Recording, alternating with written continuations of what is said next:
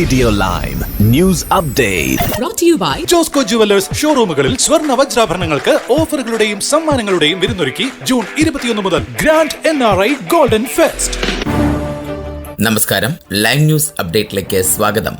വാർത്തകളുമായി Arun. Online child protection പ്രവർത്തകർ നടത്തിയ സ്റ്റിംഗ് ഓപ്പറേഷനിൽ ഒരു മലയാളിയെ പിടികൂടിയതായുള്ള വിവരങ്ങൾ സമൂഹമാധ്യമങ്ങളിലൂടെ പുറത്തുവന്നു. സാമൂഹിക മാധ്യമങ്ങളിൽ ഷെയർ ചെയ്ത വീഡിയോയിൽ സംഭവം നവംബർ 23 നടന്നതെന്ന് കാണിക്കുന്നു. ചൈൽഡ് ഓൺലൈൻ സേഫ്റ്റി ടീം നടത്തിയ സ്റ്റിംഗിൽ കുട്ടിയെന്ന് കരുതി പ്രവർത്തകർ സൃഷ്ടിച്ച പ്രൊഫൈലുമായി ലൈംഗിക സംഭാഷണം നടത്തിയതായാണ് അവർ ആരോപിക്കുന്നത്. സംഭവം നടന്നതിന് ശേഷമുള്ള മണിക്കൂറുകളിൽ തന്നെ ലൈവ് വീഡിയോ സോഷ്യൽ മീഡിയയിൽ പ്രചരിച്ചു. സ്റ്റോക്ക്പോർട്ടിൽ നിന്നുള്ള ഇയാൾ ഒരു നേഴ്സാണെന്ന് വ്യക്തമായി പറയുന്നുണ്ട്. സംഭവത്തിൽ ഉൾപ്പെട്ട വ്യക്തിയുടെ കുടുംബത്തിന്റെ സ്വകാര്യതയെ മാനിക്കുന്നതുകൊണ്ട് വ്യക്തിപരമായ കൂടുതൽ വിവരങ്ങളും ഫോട്ടോയും മാധ്യമങ്ങൾ പ്രസിദ്ധീകരിച്ചിട്ടില്ല. സമാനമായ ഒരു സംഭവത്തിൽ സ്റ്റോക്ക് ഓൺ ട്രെൻഡിൽ പ്രവർത്തിക്കുന്ന എലൂസീവ് ചൈൽഡ് പ്രൊട്ടക്ഷൻ യൂണിറ്റ് നടത്തിയ ഓൺലൈൻ സ്റ്റിംഗ് ഓപ്പറേഷനിൽ ഒരു ഇന്ത്യക്കാരനെ നവംബർ 22, 2025 പിടികൂടിയതായുള്ള വിവരങ്ങളും പുറത്തുവന്നു. ഇയാൾ മലയാളിയാണോ എന്ന് വ്യക്തമല്ല. കുട്ടികളെ ഓൺലൈനിൽ ചൂഷണം ചെയ്യുന്നത് വർദ്ധിച്ചു വരുന്ന സാഹചര്യത്തിൽ ബോധവൽക്കരണത്തിനും മുന്നറിയിപ്പിനുമായി ഈ ദൃശ്യങ്ങളും വിവരങ്ങളും സമൂഹമാധ്യമങ്ങൾ പ്രചരിക്കുകയാണ് എന്നാണ് ഇതിന് പിന്നിൽ പ്രവർത്തിച്ചവർ അറിയിച്ചിരിക്കുന്നത്. ഓൺലൈൻ ചൈൽഡ് പ്രൊട്ടക്ഷൻ രംഗത്ത് പ്രവർത്തിക്കുന്ന elusive child protection unit, child online safety team, digital danger watch തുടങ്ങിയ ഗ്രൂപ്പുകൾ പോലീസിന്റെ ഔദ്യോഗിക വകുപ്പുകൾ അല്ലെങ്കിലും സ്വമേധയാ പ്രവർത്തിക്കുന്ന സ്വകാര്യ സംഘടനകളായി ശ്രദ്ധ നേടിവരുന്നു. കുട്ടികളെ ലക്ഷ്യമിട്ടുള്ള ഓൺലൈൻ പ്രലോഭന പ്രവർത്തനങ്ങൾ കണ്ടെത്താൻ ഇവർ ഡീകോയ് അക്കൗണ്ടുകൾ ഉപയോഗിച്ച് സ്റ്റിംഗ് ഓപ്പറേഷനുകൾ നടത്തുന്നത് പതിവാണ്. ക്രിസ്മസ് അടുത്തു വരുന്നതിനോടൊപ്പം ബ്രിട്ടനിൽ ഈ വർഷം വൈറ്റ് ക്രിസ്മസ് ആയിരിക്കാൻ സാധ്യത ഉണ്ടെന്ന റിപ്പോർട്ടുകൾ പുറത്ത്. ഇങ്ങനിടയിൽ ഒരു വൈറ്റ് ക്രിസ്മസ് എന്നത് ക്രിസ്മസ് ദിവസത്തിൽ എങ്കിലും ഒരു സ്ഥലത്ത് മറ്റൊരു മഞ്ഞുതുള്ളി പോലും വീഴുന്നത് എന്ന അർത്ഥമാണ്. മഞ്ഞ് കെട്ടിക്കിടക്കണമെന്നില്ല, വീഴുന്നത് മാത്രം മതി. ഇത് മെറ്റ് ഓഫീസ് ഔദ്യോഗികമായി രേഖപ്പെടുത്തിയാൽ ആ വർഷം വൈറ്റ് ക്രിസ്മസ് ആയി കണക്കാക്കുന്നു. ഇപ്പോഴത്തെ പ്രവചനങ്ങൾ പ്രകാരം ഇക്കുറിയും ചിലയിടങ്ങളിൽ മഞ്ഞുവീഴ്ചയ്ക്കുള്ള സാധ്യത തികച്ചും തള്ളിക്കളയാനാവില്ലെന്ന് കാലാവസ്ഥാ വിദഗ്ധർ ചൂണ്ടിക്കാട്ടുന്നുമുണ്ട്. ദീർഘകാല പ്രവചന മാതൃകകൾ ക്രിസ്മസ് മേഖലയിൽ തണുത്തതും ശാന്തവുമായ കാലാവസ്ഥയ്ക്കുള്ള സാധ്യതകൾ രേഖപ്പെടുന്നുണ്ട്. പസഫിക് സമുദ്രമേഖലയിലെ സാഹചര്യങ്ങളും യൂറോപ്പിലേക്കുള്ള താപനില, മർദ്ദം എന്നിവയും കാലാവസ്ഥയിൽ സ്വാധീനം ചെലുത്താമെന്നാണ് വിലയിരുത്തൽ. എന്നാൽ യഥാർത്ഥ പ്രവചനം ലഭിക്കുക ഡിസംബർ 25 ചേർന്ന് വരുന്ന ദിവസങ്ങളിലാണ്. ബ്രിട്ടനിൽ 2010 അവസാനമായി വ്യാപകമായ വൈറ്റ് ക്രിസ്മസ് രേഖപ്പെടുത്തിയത്. 2020 മുതൽ കൂടുതലായും ഔദ്യോഗികമായി വൈറ്റ് ക്രിസ്മസ് ദിനങ്ങൾ ഉണ്ടെങ്കിലും യഥാർത്ഥത്തിൽ മഞ്ഞ് കെട്ടിക്കിടക്കുന്ന പ്രദേശങ്ങൾ വളരെ പരിമിതമായിരുന്നു. കാലാവസ്ഥാ മാറ്റത്തെ തുടർന്നുള്ള ചൂടേറിയ ശീതകാലങ്ങൾ ഭാവിയിൽ ഇത്തരം വൈറ്റ് ക്രിസ്മസ് സാധ്യതകൾ കുറയ്ക്കുമെന്ന ആശങ്കയും വിദഗ്ധർ മുന്നോട്ട് വയ്ക്കുന്നുണ്ട്. ബ്രിട്ടനിലെ കെയോസ് അലവൻസ് കുംഭകോണം സംബന്ധിച്ച് ഉയർന്നുവന്ന കടുത്ത വിമർശനങ്ങളെ തുടർന്ന് സർക്കാർ ലക്ഷക്കണക്കിന് കേസുകൾ വീണ്ടും പരിശോധിക്കാൻ തീരുമാനിച്ചു. നിരവധി കെയർ ജീവനക്കാർ അവരുടെ പിഴവുകൾ കൊണ്ടല്ല പിഴ നടപടികൾ നേരിട്ടതെന്നാണ് പുറത്തുവരുന്ന വിവരങ്ങൾ സൂചിപ്പിക്കുന്നത്. ചിലർക്ക് ഭീമമായ എമൗണ്ടുകൾ വരെ തിരിച്ചടക്കേണ്ടി വന്നതായാണ് പുറത്തുവരുന്ന കണക്കുകൾ സൂചിപ്പിക്കുന്നത്.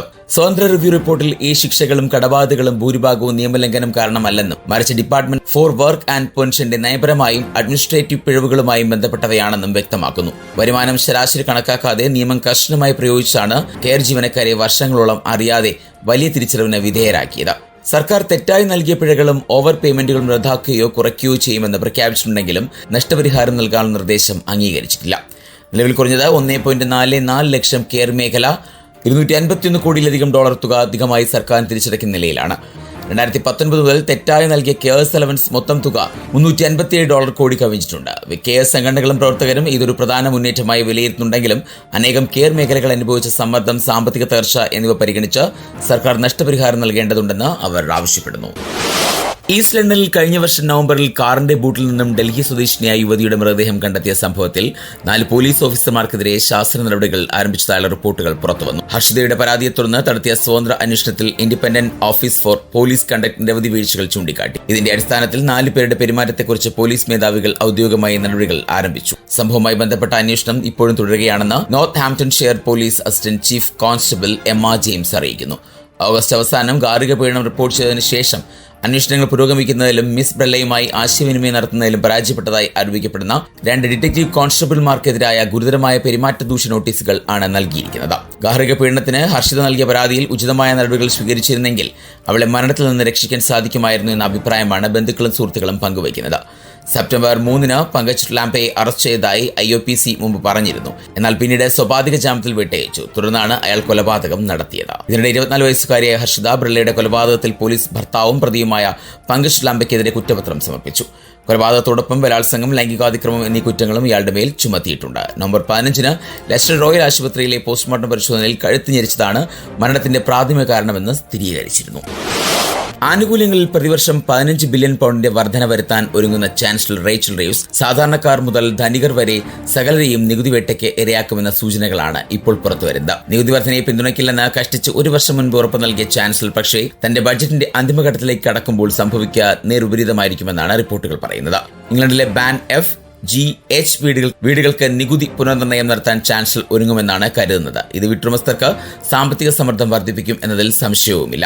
20 ലക്ഷം പൗണ്ടിലധികം വിലയുള്ള വീടുകൾക്ക് ഇവയിൽ അധികവും ലണ്ടനിലാണ് അധിക നികുതി ചുമത്തിയേക്കും. സമ്പന്നരിൽ നിന്നും ധനം സമാഹരിക്കണമെന്ന ലേബർ പാർട്ടിയുടെ നയമാണ് മാൻഷൻ ടാക്സ് എന്ന് വിളിക്കുന്ന ഈ അധിക നികുതിക്ക് കാരണമാകുന്നത്. അതേസമയം ഇപ്പോൾ മരവിപ്പിച്ചിരിക്കുന്ന ടാക്സ് ത്രെഷോൾഡ് ഇനിയും 2 വർഷം കൂടി തുടരും എന്ന സൂചനയാണ് ട്രഷറി വൃത്തങ്ങൾ നൽകുന്നത്. ഈ അദൃശ്യമായ നികുതി വേട്ട ലക്ഷക്കണക്കിന് ആളുകളെ പുതുതായി വരുമാന നികുതി പരിധിക്കുള്ളിൽ കൊണ്ടുവരും. അധ്വാനിക്കുന്ന വർഗത്തിന് മേൽ നികുതി വർദ്ധിപ്പിക്കില്ല എന്ന ലേബർ പാർട്ടിയുടെ നയം ഇതുവഴി ലംഘിക്കുകയാണ് എന്ന് വിദഗ്ധർ ചൂണ്ടിക്കാട്ടുന്നു. ഇനി നാട്ടിലെ വാർത്തകൾ. തമിഴ്നാട്ടിൽ ഇന്നും ശക്തമായ മഴയ്ക്ക് സാധ്യതയുണ്ടെന്ന് കാലാവസ്ഥാ വകുപ്പ് അറിയിക്കുന്നു. നിലവിൽ 12 ജില്ലകളിൽ മഞ്ഞ അലർട്ടാണ്. മത്സ്യത്തൊഴിലാളികൾ കടലിൽ പോകുന്നത് വിലക്കിയിട്ടുണ്ട്. കഴിഞ്ഞ ദിവസങ്ങളിലെ ശക്തമായ മഴയിൽ വിവിധയിടങ്ങളിലായി വ്യാപക കൃഷിനാശമാണ് റിപ്പോർട്ട് ചെയ്തിരിക്കുന്നത്. ഡെൽറ്റ ജില്ലകളിലും തെക്കൻ തമിഴ്നാട്ടിലുമാണ് വ്യാപകമായ കൃഷിനാശം റിപ്പോർട്ട് ചെയ്തിരിക്കുന്നത്. നിരവധി വീടുകളിൽ വെള്ളം കയറിയതോടെ ആളുകൾ വൻ ദുരിതത്തിലായി. മഴക്കെടുതിയിൽ ഇതുവരെ 4 പേർ മരിച്ചിട്ടുമുണ്ട്. അതേസമയം കേരളത്തിലും മഴ മുന്നറിയിപ്പുണ്ട്. ഇന്ന് ഒറ്റപ്പെട്ട ഇടങ്ങളിൽ ശക്തമായ മഴയ്ക്ക് സാധ്യതയുണ്ട്. തിരുവനന്തപുരം, കൊല്ലം, പത്തനംതിട്ട ജില്ലകൾ ഇന്ന് യെല്ലോ അലർട്ടാണ്. ഉച്ചയ്ക്ക് ശേഷം ശക്തമായ മഴയ്ക്ക് സാധ്യതയുണ്ട്. കേരള തീരത്ത് മീൻപിടുത്തത്തിന് വിലക്ക് തുടരുകയാണ്. കന്യാകുമാരി കടലിനും സമീപത്തുമായി തുടരുന്ന ചക്രവാത ചുഴി അടുത്ത മണിക്കൂറിനുള്ളിൽ ന്യൂനമർദ്ദമായി ശക്തി പ്രാപിക്കാനും സാധ്യതയുണ്ട്. തെക്ക് കിഴക്കൻ അറബിക്കടലിന് മുകളിലും ചക്രവാത ചുഴി സ്ഥിതി ചെയ്യുന്നു. ശക്തമായ മഴയെ തുടർന്ന് മഴയിൽ മുല്ലപ്പെരിയാർ അണക്കെട്ടിലെ ജലനിരപ്പ് ഉയർന്നു. തിങ്കളാഴ്ച വൈകിട്ട് 4-ന് ജലനിരപ്പ് 139.30 അടിയായി ഉയർന്നിരുന്നു. അണക്കെട്ടിലേക്ക് സെക്കൻഡിൽ 5135 ഘന അടി ജലമാണ് ഒഴുകിയെത്തുക. തമിഴ്നാട്ടിലും മഴ തുടരുന്നതിനാൽ സെക്കൻഡിൽ 400 ഘന അടി ജലം മാത്രമാണ് തുറന്നുവിടുന്നത്. നിയമസഭ പാസാക്കുന്ന ബില്ലുകളിൽ തീരുമാനമെടുക്കാൻ ഗവർണർമാർ ന്യായമായ കാലയളവിൽ തീരുമാനമെടുക്കണമെന്ന സുപ്രീം കോടതിയുടെ വിധി നിലനിൽക്കുന്നുണ്ടെന്ന് വിരമിച്ച ചീഫ് ജസ്റ്റിസ് BR ഗവായ്. ബില്ലുകൾ അംഗീകരിക്കുന്നതിൽ ഗവർണർക്ക് സമയപരിധിയില്ലെന്ന അഭിപ്രായം രാഷ്ട്രപതിയുടെ റഫറൻസിലുള്ള ഉപദേശം മാത്രമാണെന്നും അദ്ദേഹം വ്യക്തമാക്കി. ഭരണഘടനയിൽ ഗവർണർമാർക്ക് സമയപരിധികൾ നൽകിയിട്ടില്ലെന്ന് പറഞ്ഞിട്ടുണ്ട്. ഭരണഘടനയിൽ ഇല്ലാത്ത എന്തെങ്കിലും വ്യാഖ്യാന പ്രക്രിയയിലൂടെ ഉൾപ്പെടുത്താൻ കഴിയില്ല. എന്നാൽ സമയപരിധി നൽകിയിട്ടില്ലെങ്കിലും ന്യായമായ കാലയളവിനുള്ളിൽ ഗവർണർ പ്രവർത്തിക്കുമെന്ന് സുപ്രീം കോടതിയുടെ 5-അംഗ ബെഞ്ച് പറഞ്ഞിട്ടുണ്ട്. ന്യായമായ കാലയളവ് എന്തായിരിക്കുമെന്നത് ഓരോ കേസിനെയും വസ്തുതകളെ ആശ്രയിച്ചിരിക്കും. ചില സന്ദർഭങ്ങളിൽ 15 ദിവസമോ 1 മാസമോ പോലും ന്യായമായ കാലയളവായിരിക്കും. അടിയന്തരാവസ്ഥ പോലുള്ള സാഹചര്യമുണ്ടെങ്കിൽ 3 മാസത്തെ കാലയളവും ന്യായമായിരിക്കില്ല. ജുഡീഷ്യൽ അവലോകനത്തിനുള്ള അവകാശം കോടതിയിൽ നിക്ഷിപ്തമാക്കേണ്ടതുണ്ട്. അതിനാൽ യാതൊരു ന്യായീകരണവുമില്ലാതെ ഒരു ഗവർണർ ബില്ലിൽ അനന്തമായി ഇരിക്കുകയാണെന്ന് കോടതി കണ്ടെത്തിയാൽ ഒരു പ്രത്യേക കാലയളവിനുള്ളിൽ അത് തീരുമാനിക്കാൻ കോടതിക്ക് എല്ലായ്പ്പോഴും ഗവർണറോട് നിർദ്ദേശിക്കാൻ കഴിയും. എല്ലാ കേസിലും കോടതി അത് തീരുമാനിക്കണമെന്ന് കോടതിക്ക് പറയാനാകില്ലെന്നും ഗവായ് ചൂണ്ടിക്കാട്ടി. തീർത്ഥാടകരുടെ തിരക്ക് പരിഗണിച്ച് ശബരിമലയിൽ ഇന്ന് സ്പോട്ട് ബുക്കിംഗ് 5000 മാത്രമായി കുറച്ചു. 18-ാം പടി കയറാനും ദർശനത്തിനുമായി ശരം കുത്തിവരെ രാവിലെ നീണ്ട നിരയാണുള്ളത്. കുറഞ്ഞത് 5 മണിക്കൂർ വരെ കാത്തുനിന്നാണ് ഭക്തർ 18-ാം പടിയിലെത്തുന്നത്. ഇന്നലെ വൻ ഭക്തജന തിരക്കാണ് അനുഭവപ്പെട്ടത്. ശബരിമലയിൽ ഇന്നലെ ദർശനത്തിനെത്തിയത് 1,17,369 പേരാണ്. ഈ മണ്ഡല സീസണിലെ ഏറ്റവും വലിയ ഭക്തജന പ്രവാഹമാണ് ഇന്നലെ ഉണ്ടായത്. ദർശനത്തിന് 6 മണിക്കൂർ വരെ ക്യൂ നീണ്ടു. ഇന്നലെ സ്പോട്ട് ബുക്കിംഗ് 11,866 ആയിരുന്നു. തിരക്ക് വർദ്ധിച്ചതനുസരിച്ചാണ് സ്പോട്ട് ബുക്കിംഗിൽ ക്രമീകരണം വരുത്തിയത്. പോലീസ് മേധാവി റവാഡ ചന്ദ്രശേഖർ ഇന്നലെ സന്നിധാനത്തെത്തി ദർശനം നടത്തി.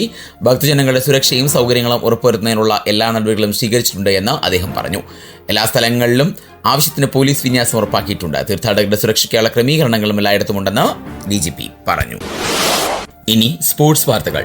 ഫിഫ അണ്ടർ-17 ഫുട്ബോൾ ലോകകപ്പിൽ നിന്ന് ബ്രസീൽ പുറത്ത്. 2ാം സെമി പോരാട്ടത്തിൽ പെനാൽറ്റി ഷൂട്ടൌട്ടിൽ ബ്രസീലിനെതിരെ 6-5 ജയിച്ചാണ് പോർച്ചുഗൽ കലാശപ്പോരിലേക്ക് എത്തുന്നത്. നിശ്ചിത സമയത്ത് ഇരു ടീമുകൾക്കും ഗോൾ നേടാനാകാതെ വന്നതോടെ മത്സരം പെനാൽറ്റി ഷൂട്ടൌട്ടിലേക്ക് നീങ്ങുകയായിരുന്നു. ആദ്യ 5 ഷോട്ടുകളും ഇരു ടീമുകളും ലക്ഷ്യത്തിലെത്തിച്ചതോടെ മത്സരം സഡൻ ഡെത്തിലേക്ക് നീങ്ങുകയായിരുന്നു. ഗ്രൂപ്പ് ബിയിൽ 2ാം സ്ഥാനത്തേക്ക് എത്തിയ പോർച്ചുഗൽ 3 മത്സരത്തിൽ ക്വാർട്ടർ ഫൈനലിൽ സ്വിറ്റ്സർലാൻഡിനെയാണ് തോൽപ്പിച്ചത്. 3 മത്സരങ്ങൾ 2 വിജയവും 1 സമനിലയും നേടിയ ബ്രസീൽ ഗ്രൂപ്പ് എയിൽ ഒന്നാമതെത്തിയിരുന്നു. ക്വാർട്ടർ ഫൈനലിൽ മൊറോക്കോയെ തോൽപ്പിച്ചാണ് സെമി ഫൈനലിലേക്ക് യോഗ്യത നേടിയത്.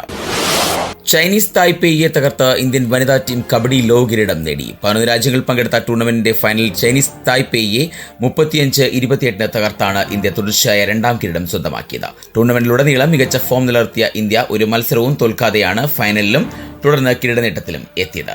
സെമി ഫൈനലിൽ ഇറാനെ 33-21 പരാജയപ്പെടുത്തിയാണ് കലാശപ്പോരാട്ടത്തിന് യോഗ്യത നേടിയത്. മറുവശത്ത് ചൈനീസ് തായ്പേയും ഗ്രൂപ്പ് ഘട്ടത്തിൽ പരാജയമറിയാതെയാണ് മുന്നേറിയത്.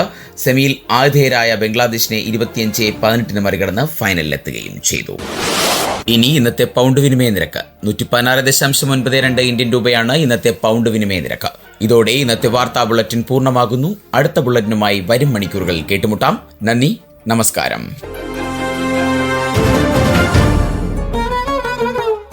കൂടുതൽ വാർത്തകൾക്കും വിശേഷങ്ങൾക്കുമായി റേഡിയോ ലൈം ആപ്പ് ഡൗൺലോഡ് ചെയ്യൂ.